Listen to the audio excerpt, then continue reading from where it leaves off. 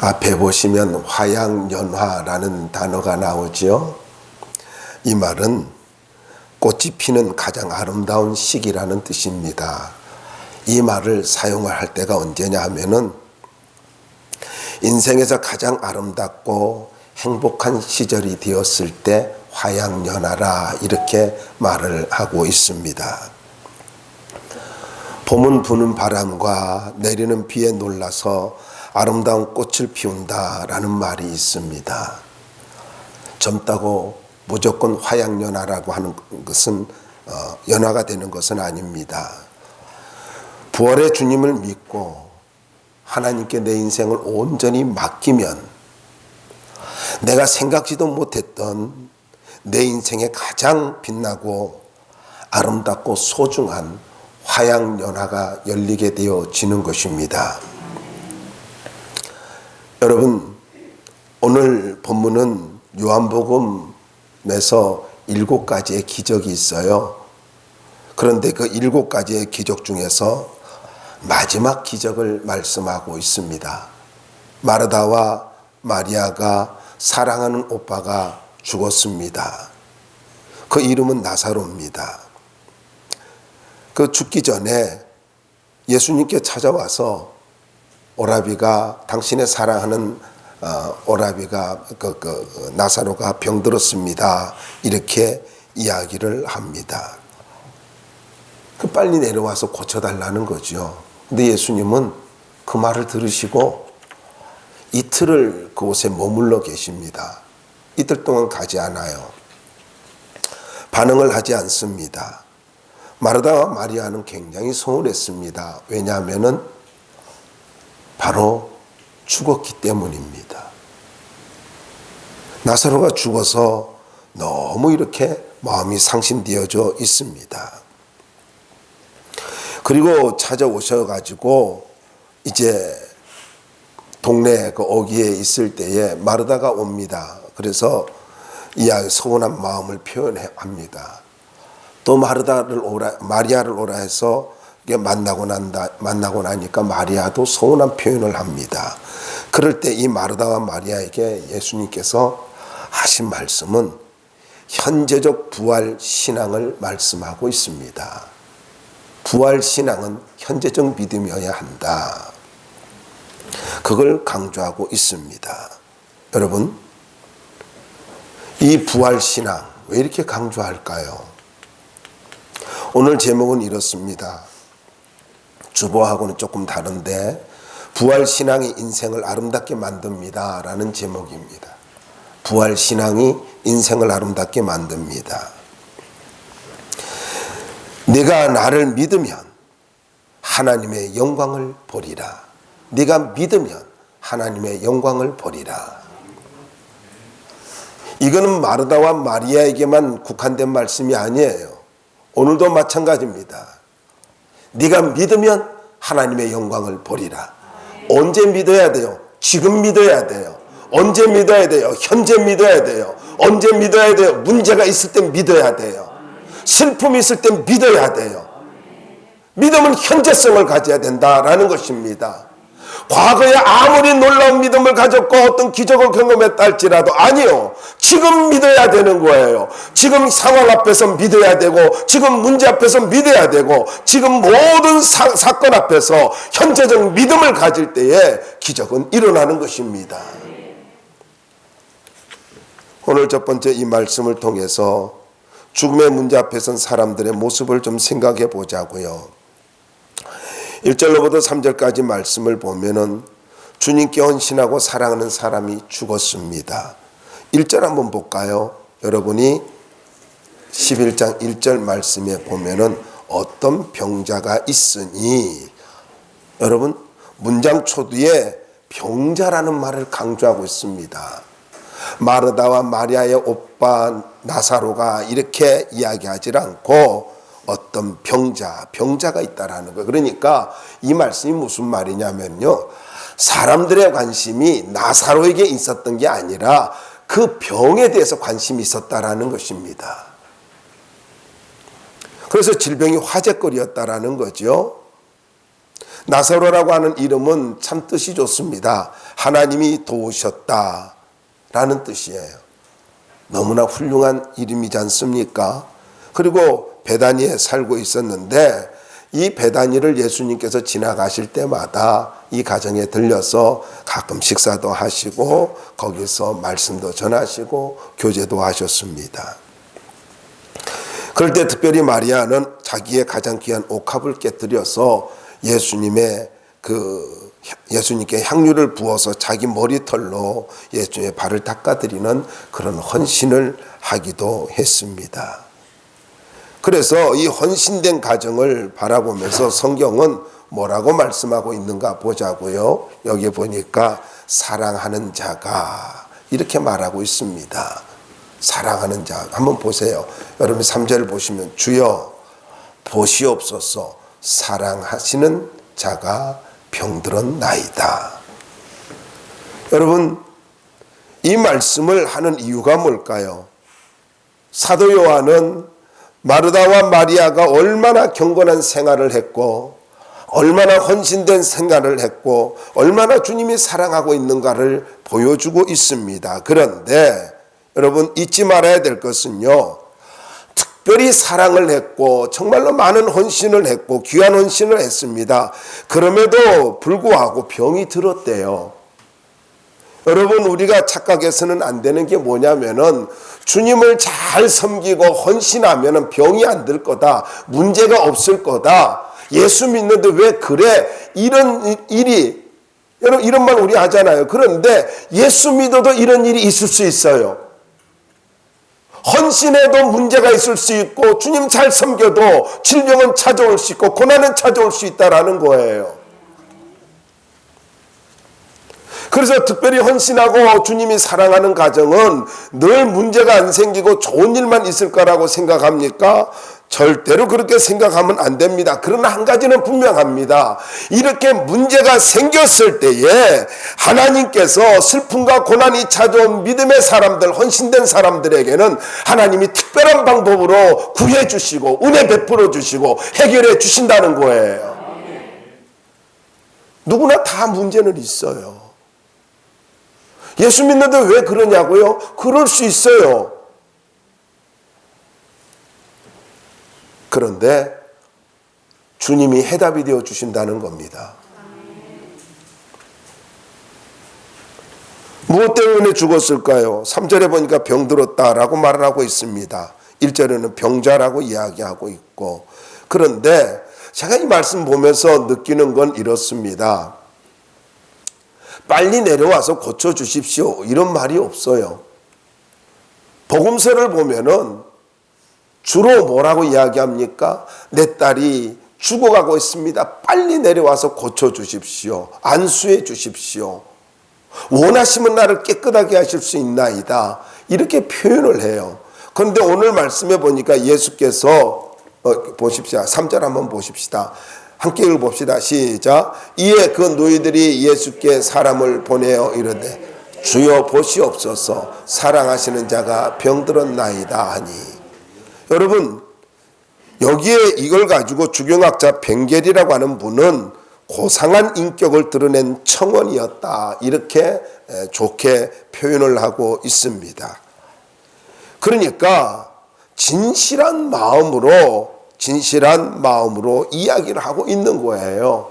사랑하는 자가 병들었어요. 그리고 다 맡겨버렸습니다. 특별히 주님은 사랑하는 자들의 기도를 들어주시고 응답해 주시기를 기뻐하시는 분입니다. 그런데 우리를 참 당황스럽게 만드는 것이 6절 말씀이에요. 한번 보자고요. 6절 읽어볼까요? 한번 읽어주세요. 시작.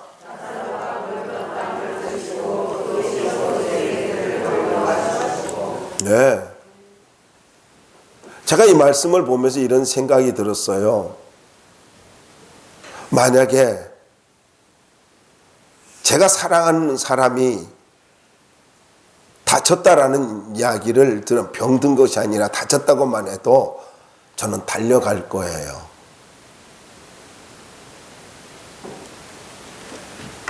얼마나 당황스러워요. 병들었대요. 깊은 병이 들었대요. 사경을 헤매고 있다는 이야기입니다. 그런데도 뭐라 그래요? 이틀을 더 유하셨다. 그 후에 제자들에게 우리 나사로 집에 가자 이렇게 한 거, 유대로 가자라는 말이 그 말인데, 여러분 여기서 이틀을 더 유하셨다. 얼마나 당황스러운 거예요. 우리의 생각하고 다르잖아요. 우리의 느낌, 감정하고 전혀 다른 행동을 하고 계시지 않습니까? 그런데 여러분, 이렇게 하시는 행동이 무관심일까요? 저는 이 말씀을 보면서 이것은 아무리 위급한 상황이라 할지라도 문제의 열쇠는 주님께 있다는 것을 보여주기 위함이라는 것입니다. 더 나아가서 주님이 지체하시는 동안에 하나님의 뜻에 순종할 수 있도록 준비시키는 것이다 라는 생각을 하게 되어집니다. 여러분, 시간을 지체했다. 내 기도를 응답해 주지 않은 것으로 여겨집니다. 그런데 이렇게 지체한 이유가 뭐예요? 유익을 주기 위함입니다. 유익을 주기 위함이에요. 우리가 살아가면서 이와 같은 일이 참 많지 않습니까? 기도했는데 빨리 응답이 안 돼요. 지체가 되어져요. 나의 생각대로 안 됩니다. 나의 시간에 맞춰서 응답이 안 되어집니다. 주님이 움직이는 것 같지 않고 하나님이 전혀 나에게 반응하지 않는 것 같아요. 그런데 뭐라고 말씀하고 있어요? 나중에 결론은 우리가 알지 않습니까? 하나님의 지체는요, 우리에게 더 큰 기쁨을 주기 위함이라는 거예요. 그러므로 여러분, 슬픔과 고통을 당할 때 내 생각대로 되어지지 않냐고, 내 계획대로 이루어지지 않는다고 쉽게 속단하면서 죄짓지 말아야 된다는 거예요. 입술로 범죄하면 안 된다는 것입니다. 여러분, 지체할수록 하나님의 능력은 더 크다는 것을 잊지 말아야 할 것입니다. 나사로가 병이 들어 죽었다. 그거 몰랐을까요? 인간은 누구나 죽어요. 인간은 누구나 죽습니다. 그래서 죄의 삭은 죽음이라고 로마서 6장 23절에 말씀하고 있고, 히브리서 9장 27절에는 한 번 죽는 것은 사람에게 정한 것이요 그 후에는 심판이 있으리라고 말씀하고 있습니다. 그러니까 이 죽음의 문제를 가지고 완전히 깨뜨려 주실 수 있는 분이 주님이야. 그걸 보여주기 위함입니다. 저들에게 더 큰 믿음을 주기 위함이라는 거예요. 그러므로 여러분, 잊지 마십시오. 인생을 살아가면서 많은 문제 앞에서 우리가 낙심하고 절망할 수 있지만은 부활하신 주님이 있기 때문에 우리는 희망을 가져야 한다라는 것입니다. 사람들은 죽음에 대해서 어떤 반응을 보일까요? 히브리서 2장 15절에 보면은 또 죽기를 무서워함으로 한평생 매여 종로를 하는 모든 자들을 놓아주려 하심이라. 무슨 말입니까? 사람들은 죽음에 대해서 무서워합니다. 여러분, 죽음에 대해서 얼마나 사람들이 무서워해요? 왜 예배를 안 드려요? 죽음 때문이에요. 코로나가 왜 무섭다고요? 죽을까 봐요. 근데 여러분, 더 나아가서 무서운 이유는요, 죽음을 두려워하는 이유는 내가 어찌할 수 없는 세계로 들어가기 때문입니다. 그리고 사랑하는 사람과 영원히 분리되기 때문입니다. 내 의지와 상관없이 고통당하는 것 때문에 두려운 것입니다. 한 번도 가보지 않은 것이기 때문에 두려운 거예요. 그래서 어느 철학자는 죽음 앞에서 자기가 깊은 암흑 속으로 끌려간다라고 고백을 하고 있습니다. 그렇게 뛰어난 지성인이. 둘째로는 죽음 앞에서 사람들은 슬퍼하고 있습니다. 사람들은 죽음이 너무나 가슴 아파서 땅을 치며 통곡하지 않습니까? 32절 한번 보자고요. 32절 한번 읽어볼까요? 한번 읽어봅시다. 32절 시작. 마리아가 예수 계신 곳에 가서 배웠고 그 발 앞에 엎드려 이르되 주께서 여기 계셨더라면 내 오라버니가 죽지 아니하였겠나이다. 여러분, 마리아가 누구예요? 얼마나 예수님 말씀 잘 듣는 사람이었습니까? 예수님 발치에 앉아서 그저 아멘 하면서 주님의 기쁨이 되었던 사람 아닙니까? 그럼에도 불구하고 뭐라고 이야기하고 있습니까? 주님이 여기 계셨다면 내 오라비가 죽지 않았을 것입니다. 그렇게 말씀 많이 배웠지 않습니까? 얼마나 놀라운 믿음을 가지고 있었습니까? 얼마나 많은 헌신을 했습니까? 근데 사랑하는 이를 이름으로 말미암아 그는요 신앙이 흔들려 버리고 있는 것입니다. 여러분 잘 기억하시기 바랍니다. 병들었을 때에 고쳐주시는 분이 주님이기도 하지만은 죽은 자도 살리는 분이 주님이십니다. 언제나 우리의 신앙은요 상식에 머물러 있어요. 이성에 머물러 있어요. 잊지 마시기 바랍니다. 부활신앙은요 이성을 초월합니다. 상식을 뛰어넘습니다. 나의 상식과 이성으로 주님의 능력을 제한하지 말고 판단하지 말기 바랍니다. 한번 생각해 보세요. 정말로 사랑하는 사람이 병들었어요. 사랑하는 손자가 병들었어요. 근데 최고의 지성인이 어떻습니까? 그 손자를 살려줌으로 인해서 예수를 믿게 되었지 않습니까? 딸의 죽음 앞에서 너무너무나 평온한 모습을 보고 은혜를 받지 않습니까? 그가 예수를 믿고 얼마나 놀랍게 변화되어서 나중에 본인도 암이 걸렸지만은 하나님 앞에 믿음으로 죽음을 맞이하는 그 모습을 보면서 우리는 정말로 우리나라의 최고의 지성인이었다고 이야기를 하고 있습니다. 여러분, 상식의 신앙으로 참된 신앙을 판단하지 말기 바랍니다. 상식으로 사는 거 맞아요. 상식이 있어야 돼요. 이성이 있어야 돼요. 그걸 부정하는 게 아니에요. 여러분, 그것을 뛰어넘는 참된 신앙이 있다라는 것입니다. 그게 부활 신앙인 것입니다. 그러면 이렇게 질문해 보자고요. 우리가 살아가면서 이성이 무너질 때에 그때는 어떻게 하시겠어요? 내가 살아가면서 상식이 무너질 때에 그때는 어떻게 하겠어요? 여러분, 그 모든 상황에서 우리를 붙들어 주는 것이 부활 신앙인 것입니다. 상식 신앙은 신앙이 아니에요. 세 번째로는 막연한 기대를 합니다. 죽음에 대해서 막연한 기대를 해요.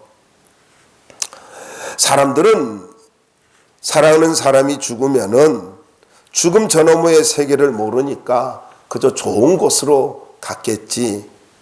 그 사람이 좋은 일 했으니까, 착하게 살았으니까, 뭐 그런 이야기를 합니다. 근데 물어보자고요. 무슨 근거로 그런 말을 합니까? 좋은 곳에 갈 거라고요? 무슨 근거로요?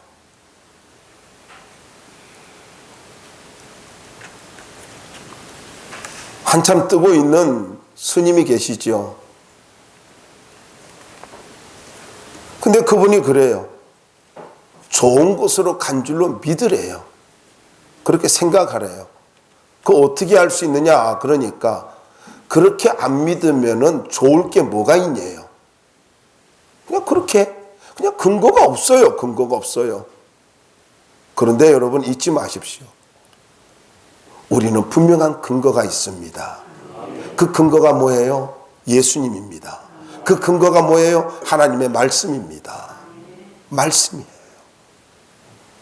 오늘 죽어도 내가 천국에 갈 수 있다는 분명한 확신.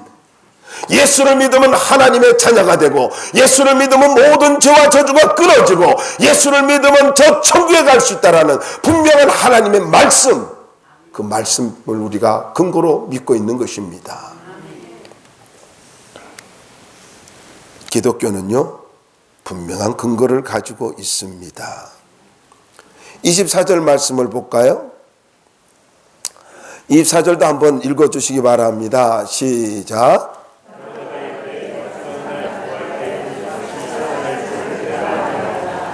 네, 마르다가 이야기합니다. 마지막 부활 때는 다시 살아날 줄 내가 아나이다. 나 그거 잘 알고 있다 그래요.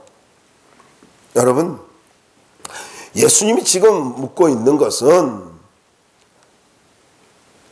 마지막 부활 때에 자기 오빠가 살아날 것을 믿는다는 거, 그거 말하는 게 아니잖아요.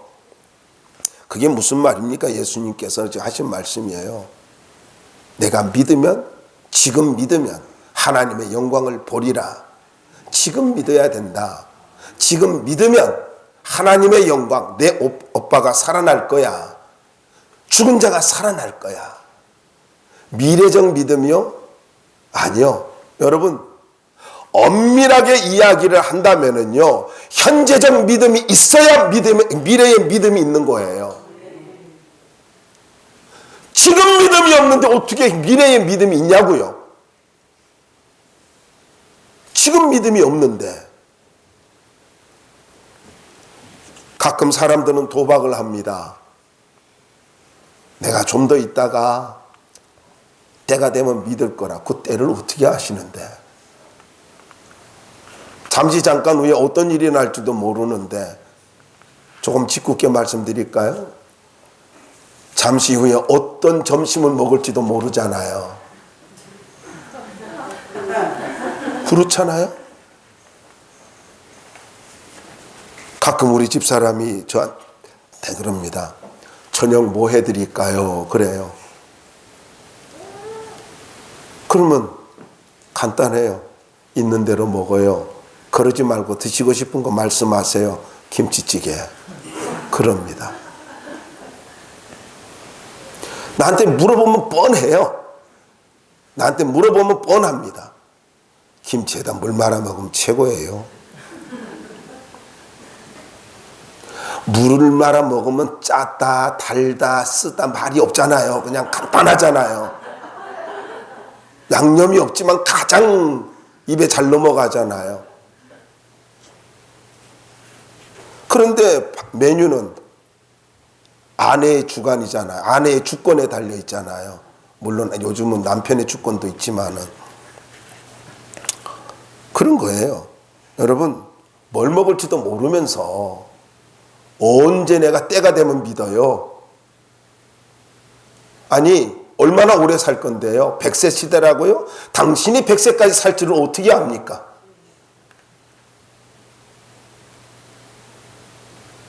아니, 감기만 걸려도, 요즘은 감기가 그렇게 마스크 벗으니까 유행이라며요. 감기만 걸려도 말이죠. 뭐라고 하냐. 코로나보다 더 독하대요. 그런데 그 감기만 걸려도 꼼짝을 못하고 쩔쩔매면서 뭐 이렇게 교만합니까? 하나님 앞에. 겸손하시기 바랍니다. 언제 내가 어떻게 될지 몰라요. 지금 믿어야 된다고요. 지금 부활의 신앙을 가져야, 그래야 내 인생에 미래가 있는 것입니다. 내가 부활 신앙을 가질 때에 삶의 현장에서 능력을 경험하게 되고 하나님의 은혜를 경험하게 되는 것입니다. 자, 죽음에 대한 반응을 보자고요. 죽음에 대한 반응을 보면 4절 말씀에 보면은 뭐라고 예수님이 말씀하고 있어요? 이 병은 죽을 병이 아니라 하나님의 영광을 위하며 하나님의 아들이 이로 말미암아 영광을 받게 하려 함이라. 그러니까 이 말씀을 보면요, 네 가지의 뜻을 우리에게 보여주고 있는데, 예수님이 전지전능하신 분이다, 전능하신 분이다라는 거예요. 두 번째로는 예수님은 하나님과 일체이시다라는 걸 보여주고 있고, 세 번째로는 나사로가 죽어도 다시 살 것이다라는 걸 보여주고 있고요. 네 번째로는요, 나사로의 병은 병이라고 생각하기 전에 하나님의 영광의 도구라는 것입니다. 이거 이 네 가지를 지금 보여주고 있어요. 그러므로 여러분, 우리의 고통과 슬픔이 절망이라고 말하지 말기 바랍니다. 나의 문제가 끝이라고 이야기하지 말기 바랍니다. 끝이 아니라 시작입니다. 절망이 아니라 희망입니다. 하나님의 영광을 나타내게 한 하나님의 도구라는 거예요. 자꾸 내 문제 때문에 하나님이 살아계시면 왜 이러냐고 이야기합니다. 아니, 그렇게 불평하느니 확실하게 예수를 좀 붙들고 살아보라고요.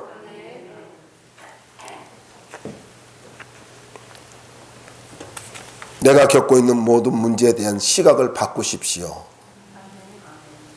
나타나는 현상으로 속단하지 말고 하나님이 지금 나와 함께 계시고 하나님이 지금 살아 역사하시는 분이다. 이걸 분명하게 믿을 수 있기를 바랍니다. 부활신앙, 주님이 살아계신다, 주님이 다시 사셨다, 이 부활신앙만 있으면요 문제는 더 이상 문제가 아니에요. 이 3절 말씀 보자고요. 이 3절 읽어주시기 바랍니다. 시작. 할렐루야. 주님께서 나사렛에서 뭐라고 말하고 있습니까? 장례식장에 와가지고 예수님이 하시는 말씀이 내 오라비가 다시 살 거야 라고 말을 합니다. 여러분, 저는 이 말씀을 보면서 깨닫는 게 그것입니다. 지금 마르다와 마리아가 그렇게 주님 말씀 많이 들었음에도 불구하고 부활의 믿음을 못 갖고 있잖아요. 지금 주님을 바라보면서도 죽음은 주님도 어찌할 수 없다라고 지금 제안하고 있잖아요. 그런데 제가 참 은혜가 된 게 뭐냐면은 이 마르다와 마리아를 예수님께서 책망을 하지 아니하고 부활신앙을 갖도록 계속 이끌어가고 있다라는 거예요. 자, 주님이 말씀하니까 주여 그러하여다 주는 그리스도시요 세상에 오시는 하나님의 아들이신 줄 내가 믿나이다. 참 놀라운 믿음의 고백, 신앙 고백인 것 같지 않습니까? 아니 이렇게 믿었으면은요 능력이 있어야 되잖아요. 근데 능력이 전혀 없어요. 꼭 뭐와 같은 줄 아세요? 우리가 사도신경 고백하는 것과 똑같아요. 지금 용서하십시오. 오래전 이야기인데 제가 몇십 년 전에 군에 갔는데요, 그거 보면은 일하기 싫으니까요 군대에서 교회 갈 사람, 종교활동할 사람 나와 그럽니다. 그러면요 떼거리로 나와요. 그러면은 이렇게 이야기해요. 주기도문 외워봐 그래요. 그럼 주기도문 막 외워요. 그러면 한참 듣고 있으면 저절로 외워져요. 그러다가 어느 순간에 가면은요 사도신경 외워봐 그럽니다. 주기도문 열심히 외웠는데 그냥 외우는 거예요. 근데 여러분, 사도신경 외운다고 해가지고 믿음 좋은가요? 거기에 믿음을 실어야 사도신경이 진짜 신앙 고백이 되는 거죠. 공동체 고백이잖아요. 근데 더 중요한 건 이겁니다. 사도신경보다 더 중요한 게 개인의 신앙 고백이 있어야 된다는 거예요. 개인의 믿음. 여러분, 주님께서 이 땅에 오시면은 세상 끝날에는요 믿지 말래도 믿어요. 왜냐하면 믿을 수 알게 되죠. 주님이 이 땅에 오셨으니까 다 알게 되잖아요.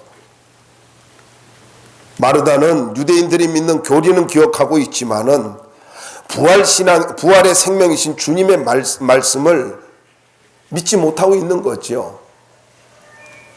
여러분 잘 기억하시기 바랍니다. 주님은요 죽은 자도 살릴 수 있는 생명의 주님이시라고요.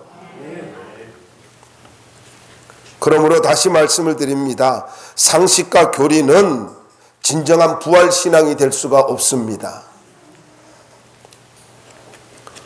부활신앙을 가져야 기적이 일어나고, 부활신앙을 가져야 어둠이 떠나가고, 부활신앙을 가져야 능력을 경험하게 되는 것입니다. 하나님의 살아계심을 경험하길 원한다고요? 부활신앙 가져야 되는 것입니다. 그래서 25절 말씀에 보면 함께 읽어볼까요? 25절 시작. 예수께서 이르시되 나는 부활이요 생명이니 나를 믿는 자는 죽어도 살겠고. 할렐루야. 자, 여러분, 나를 믿는 자는 죽어도 살겠고, 이 죽어도라고 하는 말은 그가 죽은 후에라는 말이 아니에요. 그가 죽은 후에라는 말이 아니라, 죽어도 이 말은 그가 죽을지라도 살 것이다 이 말이에요. 죽을지라도, 그가 죽을지라도 계속해서 살 것이다 이 말이라고요. 그래서 부활신앙이 뭔 줄 아십니까? 계속해서 사는 거예요. 죽을지라도 계속해서 사는 것, 이것이 주님이 말씀하는 부활신앙인 것입니다. 그리고 39절로부터 43절 말씀에 보면은 믿음의 선포를 하고 있는 걸 볼 수가 있지 않습니까? 주님께서 무덤으로 가셔가지고는 돌을 옮겨 놓으라 그렇게 말씀을 하고 있습니다. 근데 이 옮겨 놓으라 라는 말이 제거하라, 치우라, 들어 올리라 이런 뜻이에요. 그러니까 돌을 옮겨놓으라 이 말은 돌을 제거하라, 돌을 치우라, 돌을 들어 올리라. 그러니까 무덤에 그 굴이지 않습니까? 팔레스타인의 무덤이 굴이잖아요. 그래 굴을 가로막고 있는 장정 서너 명이 대여섯 명이 이렇게 움직여야만 움직일 수 있는 큰 돌이 무덤 입구를 막고 있단 말이에요. 근데 주님께서 말씀하기를 그거 제거하라 그럽니다. 제거하라. 그러니까 40절을 한번 보자고요. 40절 한번 읽어볼까요? 40절 한번 읽어봅시다. 시작.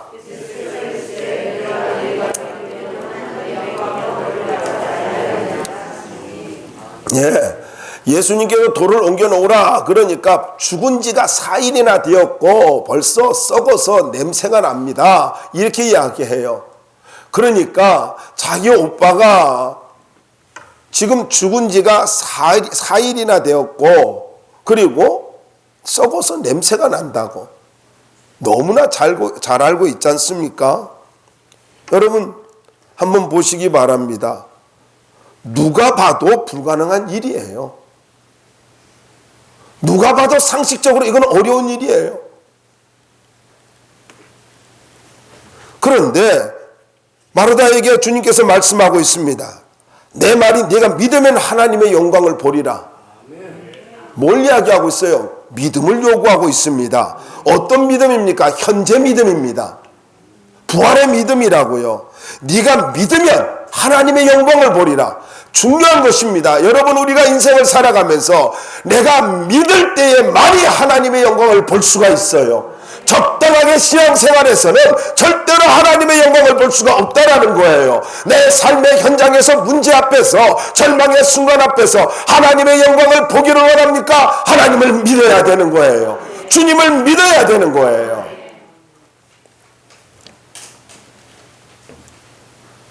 돌을 제거하라 하면은 제거하라는 해야 되는 거잖아요.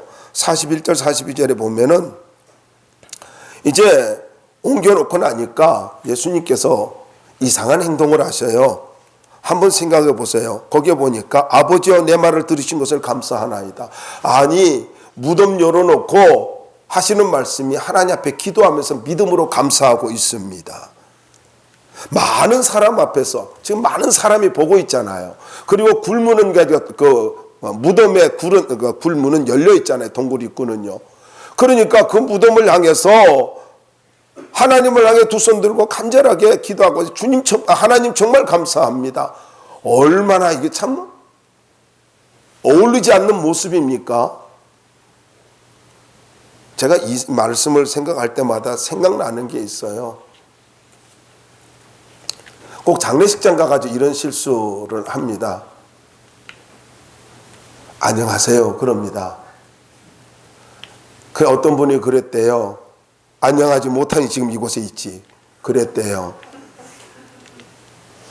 여러분 장례식장 가서는 말을 조심하게 잘해야 됩니다. 뭐 딱히 할 말이 없으면 그냥 가만히 계셔요.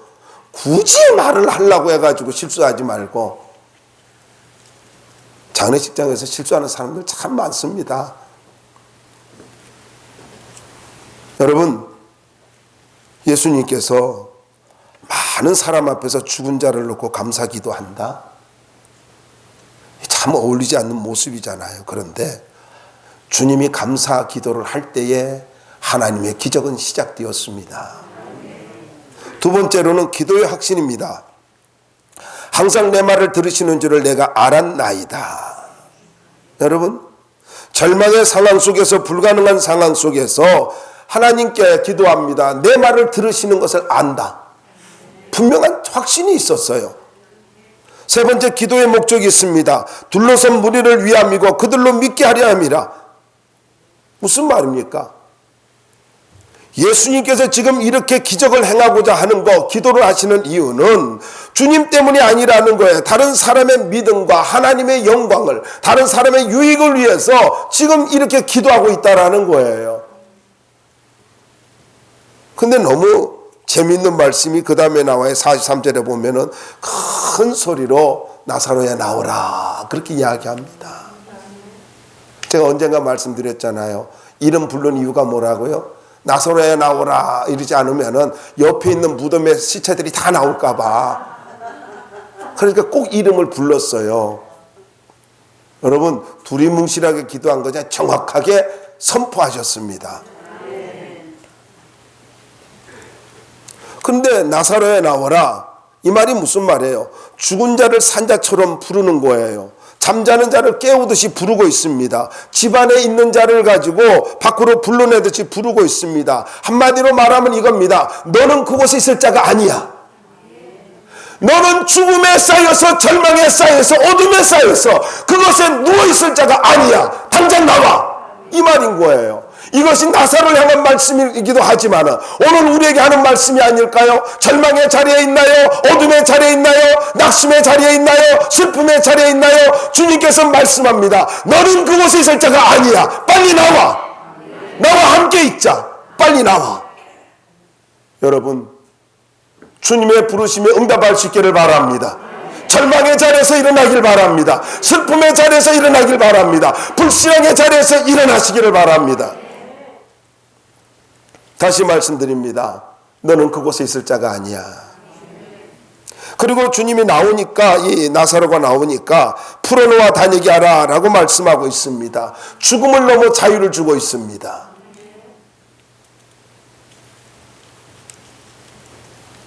저는 이 말씀을 좀 확대해서 말씀을 드리고 싶습니다. 풀어놓아 다니게 하라. 재정의 묶임에서 자유롭게 되기를 바랍니다. 환경의 묶임에서 자유롭게 되기를 바랍니다.